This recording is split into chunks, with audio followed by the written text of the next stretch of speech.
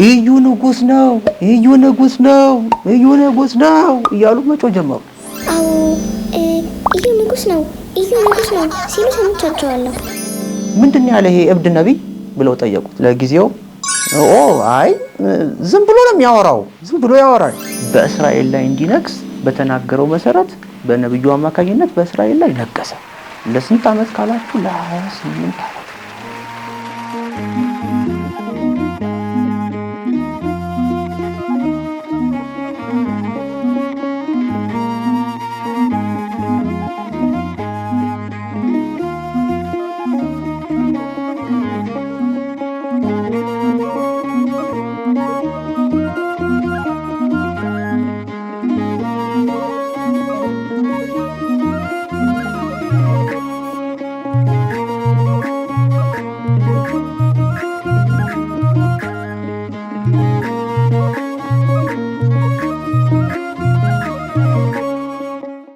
እሺ ልጆቻችን እስቲ እናማትባለን እንደተለመደው በስመ አብ በሉ ወወልድ ወመንፈስ ቅዱስ አሃዱ አምላክ አሜን።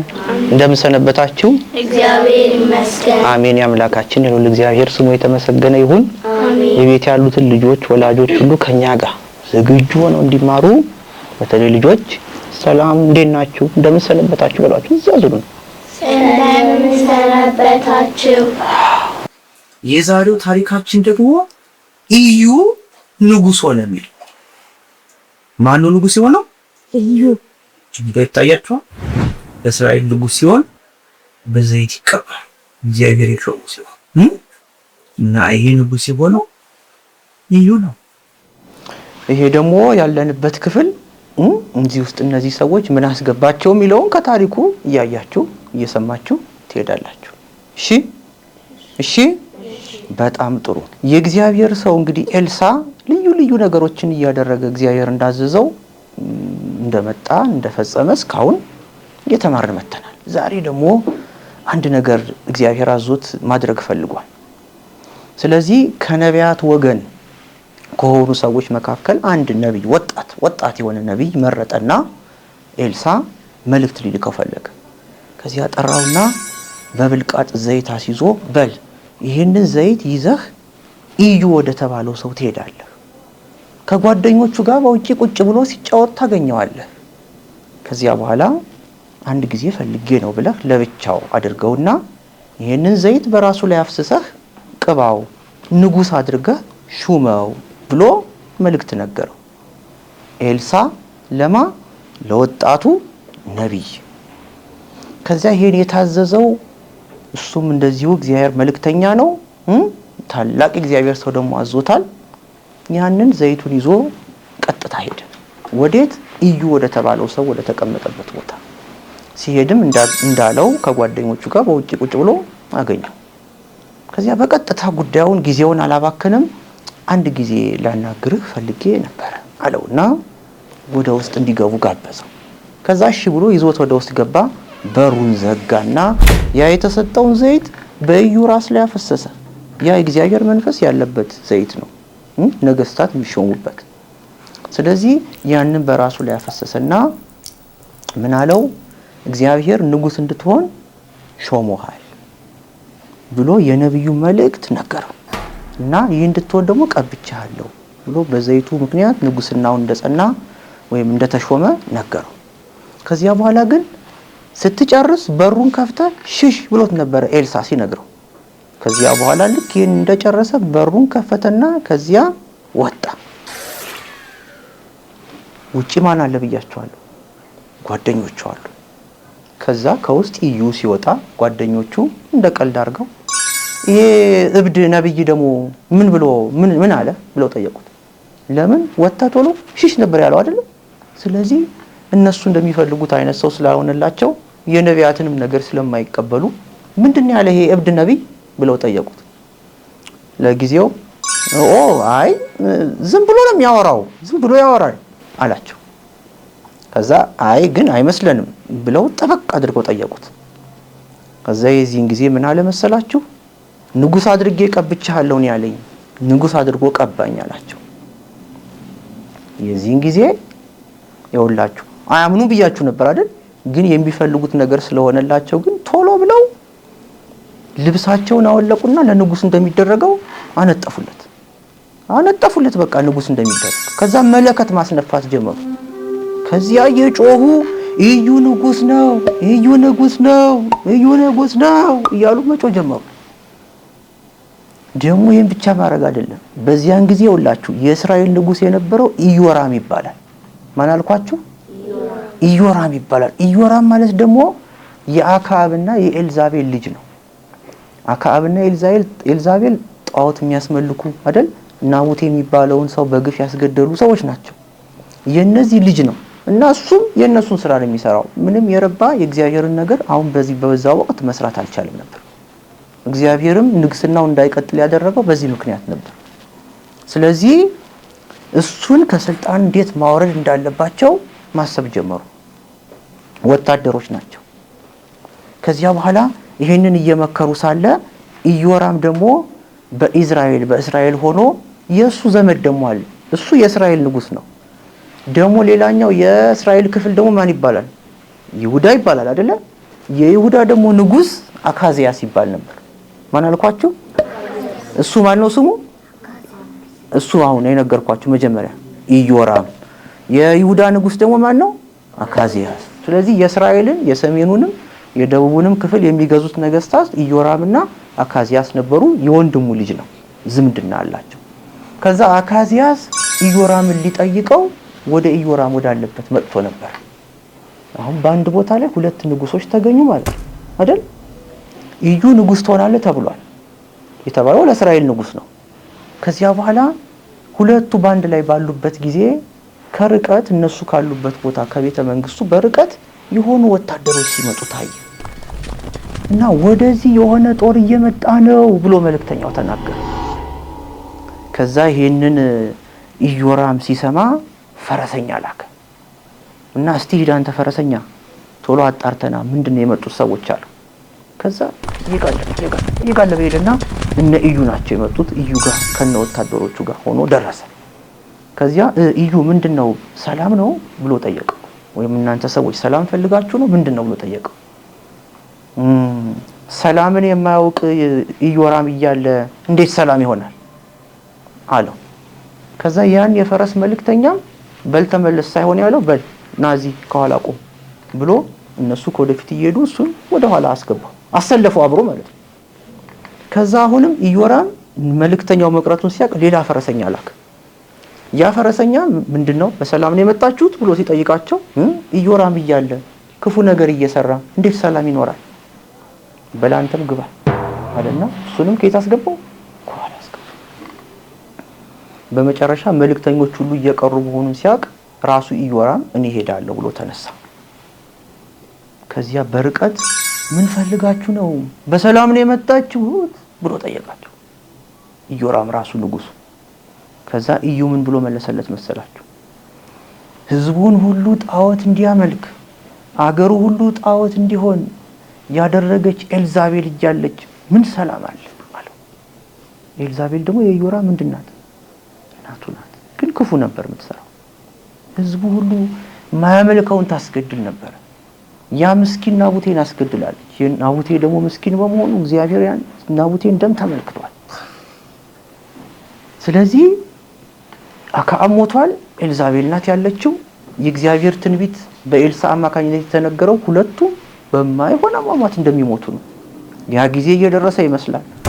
ስለዚህ ኢዩ ልክ እንደዚህ ብሎ ሲናገረው ዞረና ኢዮራም ወደ ወንድሙ ልጅ ማለት ነው ወደ ማን ያልኳችሁ ወንድሙ ልጅ አካዚያስ አይደል? የይሁዳ ንጉስ። እሱም እንዳይገደልበት ወጥመድ ነው የመጣብን ሽሽ ብሎ መጮህ ጀመረ። እሱም ሰረገላውን አዙሮ ወደ ኋላ ሲሄድ ኢዩ ግን በጣም ጎበዝ ቀስተኛ ነበርና ቀስቱን አንስቶ ሲያሆነጭፈው ሄደና የኢዮራም ጫንቃው ላይ ውስጥ ገባ ጦሩ። በዚህ ምክንያት ክፉኛ ስለደማ ወደቀ። ኢዮራም ሞተ። የእስራኤል ንጉስ ሞተ ማለት ነው። ከዚያ ምን አለ መሰላችሁ? የቀደመውን ታሪክ ስለሚያውቅ ኢዩ ማለት ነው ስለሚያውቅ ኢዮራምን አንሱና የናቡቴ እርሻ ያ በግፍ የተወሰደው እርሻ አለ አይደል? እና አክዓብና ኤልዛቤል የወሰዱት በግፍ እሱን ገለው የወሰዱት እርሻ ነበር። እዛ እርሻ ላይ ወስዳችሁ ጣሉት አለ። ከዛ ኢዮራም ልክ ቀድሞ አባቱ እንደሆነው በዚያ በእርሻው ላይ ተጣለ። ከዚያ የሱን ደግሞ የወንድም ልጅ የይሁዳ ንጉስ ነበር ብያቸዋለሁ፣ አካዚያስ አይደል? እሱ ለመሸሽ ሲል ደግሞ እሱንም እንደዚሁ በቀስት ወነጨፈና አካዚያስን ገደለ። በዚህ ምክንያት ኢዩ የተባለው ሰው በአንድ ቀን የሁለት ታላላቅ ቦታዎችን ነገስታት ገደላቸው ማለት ነው፣ የእስራኤልንና የይሁዳን ነገስታት። ሁለቱም ግን ለእግዚአብሔር የተመቹ ስላልነበሩ ነው። ህዝቡን ሁሉ ወደ ጥፋት ወደ ሞት ይወስዱ ስለነበረ እግዚአብሔር ደግሞ ጊዜ ጠብቆ ሌላ ኃይለኛ ሰው አስነሳባቸው። አሁን ኃይለኛው በእግዚአብሔር ነብይ አማካኝነት የተቀባው ኢዩ ነው። ስለዚህ ኢዩ በአንድ ቀን ሁለቱንም ገደላቸው። ከዚያ በኋላ ግን ኤልዛቤል ስለምትባል ሴት አንስቶ ነበር፣ ትዝ ይላችኋል አይደል? ኤልዛቤል ወዳለችበት ሄደ። ከዚያ እሷን ደግሞ መጀመሪያ ኤልሳ ተናግሮ ነበር፣ እሷ ስትሞት የእሷን ደም ልክ የናቡቴን ደም ውሾች እንደላሱት እሷም ስትሞት ደግሞ ደሟን መተው ውሾች ይልሱታል ብሎ ተናግሮ ነበር በፊት ኤልሳ። ስለዚህ ከፎቅ ላይ ከነበረችበት ፎቅ ላይ ወደ ታች ወረወሯት፣ ወደቀች፣ ሞተች። አንድ ሰው ደግሞ ከከፍታ ሲወድቅ ደሙ ይፈሳል አይደለም? ያ ደሙ የፈሰሰውን ደግሞ ውሾች መጡና ላሱት እና በክፉ ስራዋ አሳዛኝ በሆነ አሟሟት ሞተች። እንኳን ሊያስታውሳት ቀርቶ አይደለም በሞቷ እንኳን የሚያዝንላት ሰው ጠፋች። ይሄ የሆነው በህይወት ዘመኗ ክፉ እየሰራች ስለኖረች ነው። በቃ እግዚአብሔር የለም የማመልከው ጣዖት ነው እያለች ለጣዖት እየሰገደች ህዝቡን እያሰገደች ለጣዖት ካህናት መብት እየሰጠች እንዲያጥኑ እያረገች እግዚአብሔርን ረስታ ሰውንም አስገድዳ ይኖረች ሰው ስለነበረች አሟሟቷም ክፉ ሆነ። ስለዚህ ኢዩ ይሄንን ካደረገ በኋላ በዚያ እሷን ብቻ ሳይሆን የአክዓብ ልጆች ነበሩ በጣም ብዙ ጣዖት አምላኪዎች፣ እነሱን ሁሉ አጠፋቸው። በመጨረሻ እግዚአብሔር ኢዩን በእስራኤል ላይ እንዲነግስ በተናገረው መሰረት በነብዩ አማካኝነት በእስራኤል ላይ ነገሰ። ለስንት አመት ካላችሁ ለ28 አመት። ስንት አመት ነገሰ? ለ28 አመት ያክል በእስራኤል ውስጥ ኢዩ እንዲነግስ አደረገ። እግዚአብሔር የግፈኛውን ሰው ደም ተበቀለ ማለት ነው። አያችሁ፣ ሰው አስቦ ስላደረገ ሳይሆን እግዚአብሔር ክፉ ነገር ሲደረግብን ሲያይ መልስ ይሰጣል ማለት ነው። የዛሬው ታሪካችን ይሄን ይመስላል። የሰማነውን በልቦናችን ያሳድርብን። በጣም ጥሩ። እስቲ ትንሽ የሚያስፈራ ነገር አለው የዛሬው ታሪክ አይደል? ሰው ሲሞት ማንም ደስ አይለው አይደል? ግን መኖር እንዳለ ሁሉ መሞት ደግሞ አለ። አሟሟታችን ጥሩ እንዲሆን ደግሞ በህይወት ዘመናችን ጥሩ ሰርተን ከሞትን በኋላ ወደ እግዚአብሔር ዘንድ እንድንሄድ እንድናስብ ግን ታሪኩ ብዙ ይነግረናል አይደል? ለማንኛውም እስቲ እናንተ ምን ተማራችሁበት? እኔ ከዚህ ታሪክ የተማርኩት እግዚአብሔር ያለው ነገር መቼም እንደማይቀር። ከዚህ ታሪክ የተማርኩት ክፉ ሰው ክፉ ነገር እንደሚያጋጥመው። በጣም ጥሩ ነው የተናገራችሁ። መጀመሪያ እግዚአብሔር የገባውን ቃል እንደሚፈጽም አይደለ? ንጉሱን ንጉስ እንዲሆን ቀብቶት ነበረ፣ ንጉስ ሆነ። ናቡቴ በግፍ ተገሎ ነበረ፣ የሱን ደም ደግሞ እግዚአብሔር አምላክ ተበቀለለት፣ ሌላ ሰው ሳያስፈልግ። አሁን እናንተ ክፉ ነገር በህይወታችሁ ቢገጥማችሁ የግድ እናንተ ሄዳችሁ ስለተዋጋችሁ አይደለም። እግዚአብሔር ግን ያን ክፉ ነገር እያየ ምን ለምነው ምን ማጸነው ከሆነ ለዚያ ምላሽ እግዚአብሔር ይሰጣል፣ ከሁሉ በላይ ኃያል ስለሆነ። ይሄንን እንድታውቁ እንድትማሩ። ሌላው በሰዎች ላይ ክፋት ማድረግ ወይም ሌሎችን መበደል ፈጽሞ መልካም ፍሬ እንደማያፈራ ማወቅ አለባችሁ። የኤልዛቤልና የአክዓብ ፍሬ ምንድነው የሆነው? መሞት ነው። ጥሩ ቢሰሩ ኖሮ ግን ተከብረው ይኖሩ ነበር፣ ወይም እንደቀደሙ አባቶች በክብር ይሸኙ ነበር። ስለዚህ መልካም ፍሬ ለማፍራት መልካም ስራ መስራት እንደሚያስፈልግ ማወቅ አለባችሁ ማለት ነው። ሌላው ሌሎች ሰዎች ስለ መልካም ነገር ስትናገሩ ሲያንቋሽሿችሁ፣ ሲያጣጥሏችሁ ያንን ወደ አይምሯችሁ እያስገባችሁ መቸገር የለባችሁ። ኢዩ ጓደኞቹ ምን ነበር ያሉት? የአብድ ነብይ ምንድነው ያለ እያሉ አለ ሲናገሩት የነበረው እንዳይሰማ እያጣጣሉ። እሱ ግን የነሱን ነገር ትቶ የነብዩ የነገረውን ነገር በአይምሮ ይዞ ነበር። በኋላ ሲያስጨንቁት ነገራቸው። ስለዚህ ሰዎች ክፉ ነገር እንድታረጉ ለክፉ ተባባሪ እንድትሆኑ ቢጠይቋችሁ መተባበር እንደሌለባችሁ ታሪኩ ያስተምራችኋል። ግልጽ ነው። የመጨረሻው ደግሞ ወደዚህ ኤልሳ የላከው ሰው ምን አይነት ነብይ ነበር ብያቸዋለሁ? ወጣት ነበር አይደለም? በወጣትነት ጊዜ ብዙ ጥፋት ይጠፋል። ይሄ ነብይ ግን የታዘዘውን በስነ ስርዓቱ ሄዶ ፈጽሞ ነው የመጣው። ቀባ ጥለው ወጣ ተብሎ ቀባው ጥሎ ወጣ እንጂ ዛማሬ ልብላ ልጠጣ ይሄን አድርጌ እንዴ ሳልስተናገድ ሳልተኛ አላለም። ስለዚህ እናንተም በሆነ ጉዳይ ወላጆቻችሁ ሲልኳችሁ መምህራኖቻችሁ ሲልኳችሁ ቀልጠፍ ብላችሁ ሄዳችሁ ጉዳያችሁን ፈጽማችሁ መምጣት እንጂ ቴሌቪዥኑም ሲከፈት የሚበላ የሚጠጣውም ሲኖር ጨዋታውም ሲሆን እያታለላችሁ መልእክት ሳታደርሱ እንዳትቀሩ ያስተምራችኋል። አስተምሩ ጥሩ መልእክተኛ እንድትሆኑ ይነግራችኋል ማለት ነው። እነዚህን እንግዲህ ያዙ። የሰማነውን በልቦናችን ይጻፍልን። ሁሉ ጊዜ እንደምላችሁ ጽኑ፣ ጠንክሩ፣ ታዘዙ፣ ለእናት አባታችሁ ለታላላቆቻችሁ ደግሞ ተፋቀሩ። አዎ ተስፋ አላት በእናንተ ቅድስት ቤተክርስቲያናችን ኦርቶዶክሳዊት ተዋህዶ ኢትዮጵያ ደግሞ ሀገራችን። በጣም ጥሩ። ቤት ያሉትን ልጆች ሰላም ሁኑ፣ ሰላም ያገናኘን በሏቸው። ወላጆችንም ጭምር እዛችን ነው ሰላም ሁኑ፣ ሰላም ያገናኘን። በጣም ጥሩ። የኔታ ሰላም እንዴት ነሽ ቅድስት? አለሽ እንዴ? አለሽ? አዎ እዩ ንጉስ ነው ሲሉ ሰምቻቸዋለሁ። አዎ ታሪኩ ላይ ያለው ነው። አዎ ግን ቆይ ከተማሪዎች ማን ነው ጎበዝ?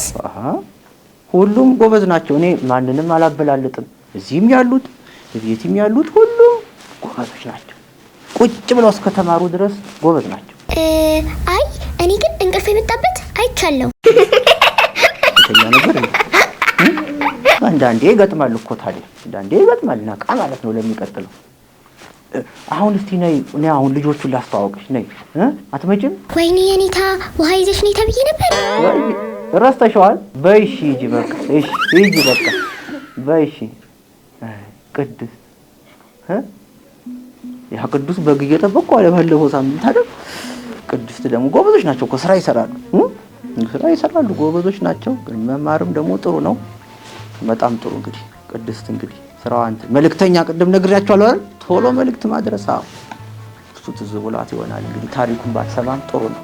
ሐዋርያዊት ናት ኩላዊት ምትክ የሌላት አንዲት ከፍ ከፍ ያለች ቤተ ክርስቲያን ቅድስት ከፍ ከፍ ያለች